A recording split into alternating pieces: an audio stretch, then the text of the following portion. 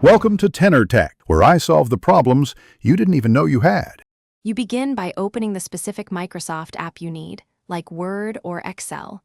Sign in immediately with your Microsoft account so licensing and sync activate. Once signed in, make sure OneDrive is linked. That enables autosave and lets you access files across devices. If prompted, choose the correct organization or personal profile. This ties settings and templates to your account. Now create a new document or Once your file is open, pick a template or a blank document and set up styles, headers, and page layout so formatting stays consistent. Use built-in features. In Word, toggle track changes and comments. In Excel, enter formulas and lock cells. In PowerPoint, apply Slide Master for uniform design.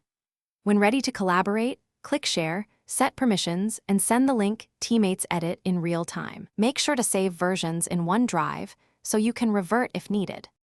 To finish, run Read Aloud and Spelling and Grammar, then use Print Preview to confirm layout.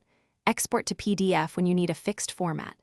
Save the final file to a shared OneDrive or Teams folder for distribution and notify collaborators. If something goes wrong, for example files not syncing, check your network, sign out and back into Office, and force OneDrive to resync.